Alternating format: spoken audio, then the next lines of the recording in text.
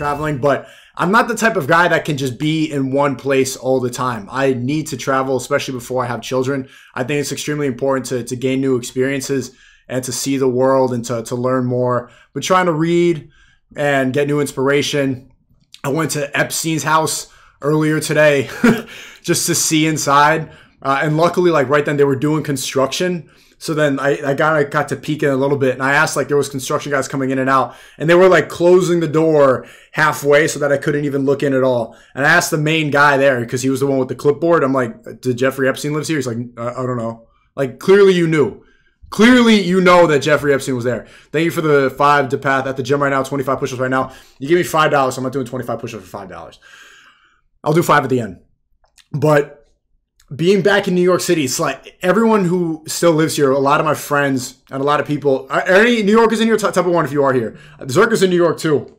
I think we have something planned for tomorrow, so stay tuned for that. And I have some more podcasts on the way. Have some collabs lined up with Ryan Long, Boys Cast, and Academics hit me up. So you're going to see more podcasts soon. But want to talk to you guys, to all the autistic schizos. No reactions today. No clips, no drama. I wanted to do something with Gideon, but I don't know, it's like the headphones, and it's weird like that. So it's the NPC spawn point, and everybody who's been here, I don't know if you live in any liberal city, the amount of trannies has tripled. And I know that's like, I don't want to be the guy who only talks about trannies, but it's tripled since I left. They come out of nowhere. The mullet with the green hair. Do a little meetup. I'll pop out right now. No, I'm not doing a meetup, man. Thanks for the send. But I do have videos planned in the next couple days before I go to London. The amount of like the green hair mullet people and the BLM fit. Like right when I got here, I was sitting down like drinking tea because I can't drink alcohol anymore. I'm sitting at a bar drinking tea like bro, like DePath says bet 25 push-ups right now. Oh, bro. Okay, this fucking guy. Can I get into my monologue before? Okay, let me do 25 because this fucking guy. Let him come in because the Instagram and Twitter, fine. 25 push-ups, chat. But let me do my monologue, okay? Let me do my monologue before you interrupt it. Do 25. You can do 25, chat. 10.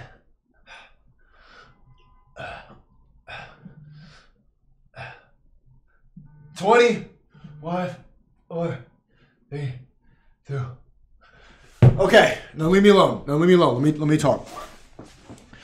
The amount of the trannies has tripled. And I'm at a bar drinking green tea because I like a faggot.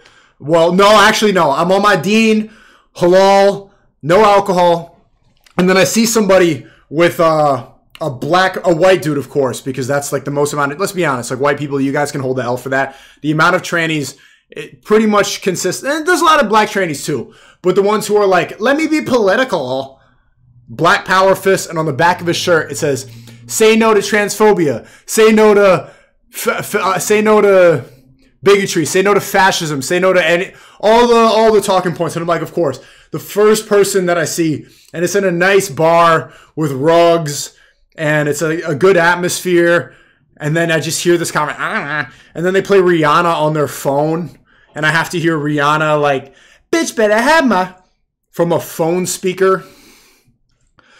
I'm out of breath right now. I'm out of breath, okay.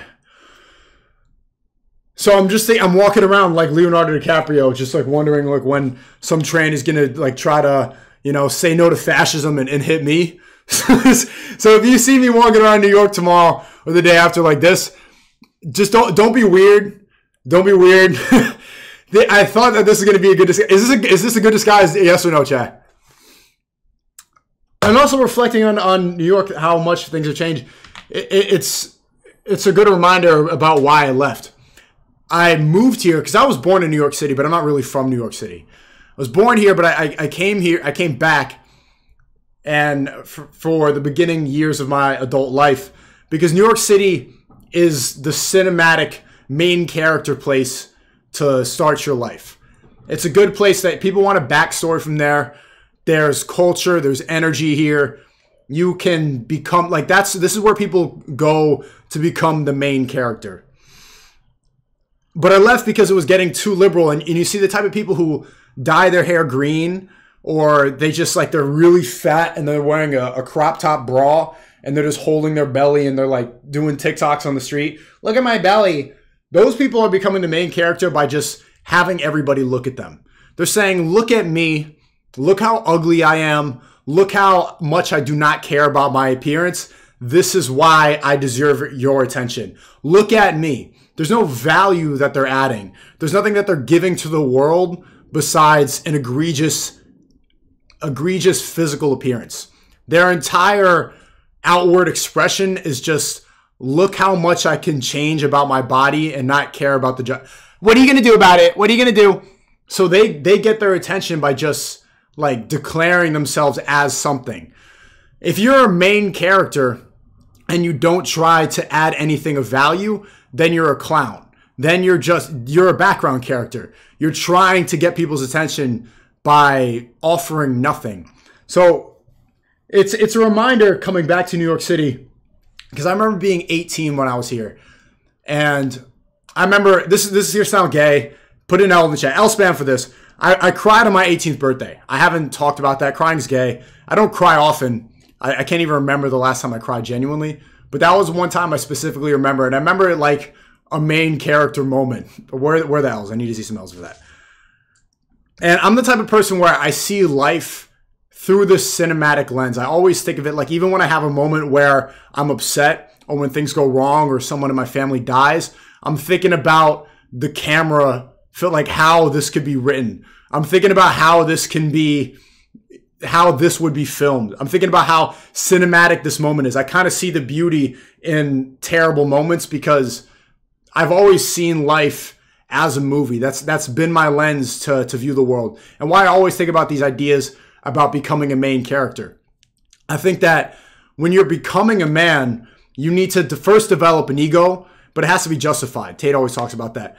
But where I always was is where I needed to find confidence. I needed to be confident. I needed to be comfortable in my own skin. And I used to follow this idea of fake it till you make it.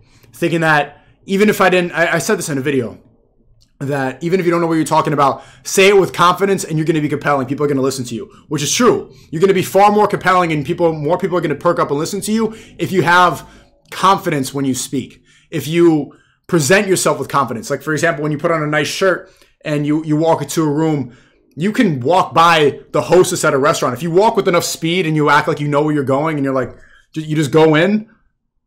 If you walk in with a good outfit, you are much less likely to be stopped than if you walk in looking like a bum. If you look like you know where you're going, people are like, oh yeah, he knows what he's doing.